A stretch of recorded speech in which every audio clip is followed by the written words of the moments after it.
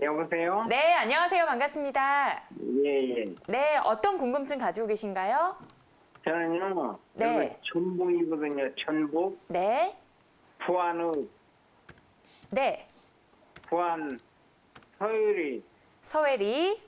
507-2라고요. 네. 507-4요. 보유하고 계신가요? 매수 고려 중이신가요? 아니, 지금 현재 보유하고 있어요. 네, 보유하고 계시는 만큼 여기 진단이 네. 필요하실 것 같아요. 만약에 안 좋다면 매도하는 게 좋을런지 궁금하시죠? 네. 대표님 바로 연결해 드릴 테니까요. 전문가와의 상담 네. 받아보세요. 예, 반갑습니다. 안녕하십니까? 예, 반갑습니다. 네, 반갑습니다. 야, 부안분 저희가 방송에서 정말 오래간만에. 네, 그러니까요. 네. 부안은 어때요? 경기 요즘? 아니, 거가 지금, 길이 새로 3m 도로가 가운데로 뚫려버렸어요. 네네네. 자, 이 땅을 또 보시면요. 지금 네. 부안뿐만 아니라 전체적으로 대한민국 자체가 지금 부동산 시장은 핫한데 네. 실제로 내수 경기 시장이 좀 꺾여 있는 시장은 맞거든요. 그러다 보니까 네. 아파트 값은 계속 오르는데 이런 땅값은 좀 덜 오르고 있지 않느냐 이런 생각을 하시는데요. 사실은 이제 아파트 값이 오를 때 아까도 말씀드렸지만 아파트 그 건물 가격이 오르는 게 아니고 그 건물 밑에 깔려 있는 땅값이 전반적으로 오른다 이렇게 네. 보시면 맞거든요. 자, 부안 같은 경우도 지금 새만금 발전 규조 그 다음에 군산의 어떤 신공항 여러 가지 요소가 좀 있다 보니까요. 부안 자체 내에도 많은 사람들이 지금 와서 어떤 단기적으로 일자리 관계 혹은 또 중장기적으로 미래 가치로 들어와 있는 분들이 굉장히 많이 늘어났어요. 네. 그래서 부안 자체도 실제로 얼마 전까지 경기 다 안 좋다고 하지만 부안만큼은 경기가 잘 안 꺾여지는 네. 이런 시장이었거든요.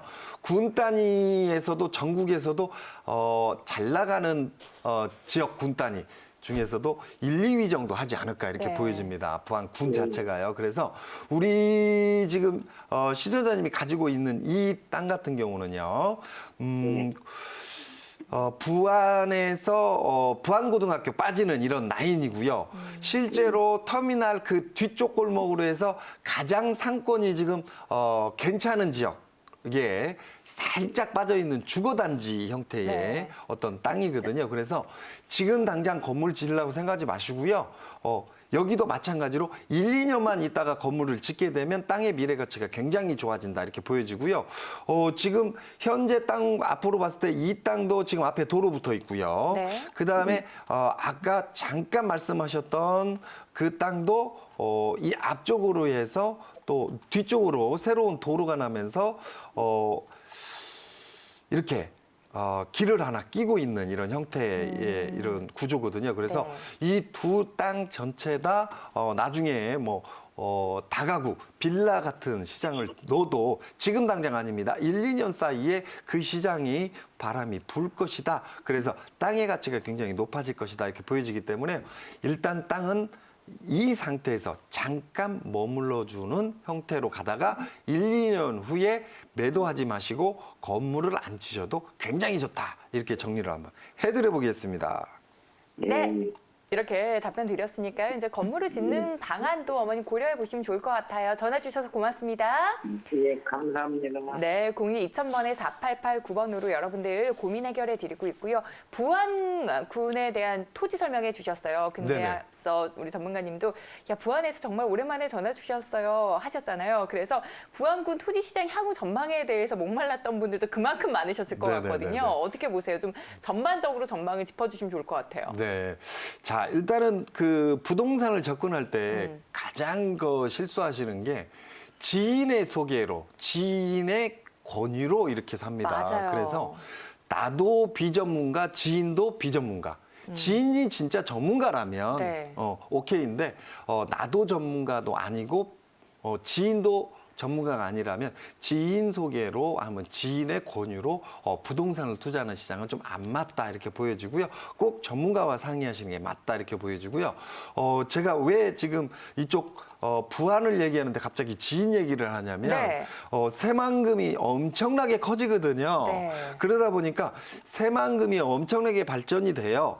새만금 군산에서 부안까지의 변산 앞바다까지의 엄청난 바다가 다 메워지고 이 자체적으로 개발이 이루어진다. 그래서 지인부를 통해서 많이 있던 투자가 이루어지는 형태를 띠고 네. 있습니다. 그런데 우리가 판단을 해보셔야 할 게 부동산의 이쪽 부안이나 군산 같은 경우는 이렇게 논밭들이 도시로 바뀌는 형태, 개발이 되는 이런 형태를 띠고 있거든요. 네. 그러다 보니까 땅의 활용도가 높아지는, 즉 기존의 전답이나 임야산들이 도시화돼서 땅의 원 기능이 상실되고 새로운 기능으로 바뀌는 이런 시장에 네. 들어갔을 때는 땅의 가치가 굉장히 많이 올라갑니다. 그래서 투자하는 게 맞지만 새만금 같은 경우 우리가 그 앞전에 개발은 있어요. 하지만 그 앞전에 먼저 생각해야 될 부분이 간척 사업으로 인해서 네. 땅의 전체적인 양이 늘어나는 이런 구조의 개발이 이루어진다는 걸 꼭 생각하셔야 됩니다. 그 얘기는 뭐냐면 땅의 활용도, 즉 기존의 땅의 가치, 어떤 목적이 바뀜으로 인해서 땅 가격이 뛴다고 그랬죠. 네. 그죠? 그러면 그 땅 가격이 뛰는 이유는 한정되어 있는 땅을 활용하기 때문에 가격이 오르는 겁니다. 네. 그런데 새만금 같은 경우는 거꾸로 개발 기조보다도 그 땅의 늘어남이 공급이 많아지는 거거든요. 네. 우리가 단순한 예로 서울에 지금 아파트 가격이 뛰는 요즘 많이 나오는 얘기 중에 네. 공급은 굉장히 적고 수요가 많다. 네. 그래서 아파트 가격이 뛴다예요. 네. 거꾸로 보면 서울의 아파트 값은 아파트는 너무 많이 공급되는데 수요가 없다. 그러면 아파트값이 떨어지겠죠. 떨어지죠. 네. 지금 부안군은 앞으로 더 커질 거예요. 네. 왜냐하면 부안군을 대처할 수 있는 그 지역의 도시 형태가 별로 없습니다. 그래서 부안군, 즉 새만금 일대로 일자리를 찾아온다든가 아니면 생활전선으로 들어오시는 분들은 부안군으로 정착을 많이 할 거예요. 가까우니까 네. 도시가. 그런데 실제로 새만금은 공급이 엄청나게 늘어난다. 아파트가 아니라 뭐가요? 땅. 그래서 공급이 굉장히 많이 늘어나는 이런 토지 시장에는 투자하게 되면 오랜 시간 갖고 가야 되는 이런 시간과의 싸움이 되겠네요. 그렇죠. 네. 내가 지금 한 30, 40대에 투자한 게 내 대에서 안 끝날 수 있어요. 다음 때로 넘어갈 수 있습니다. 아이고, 어떡해요.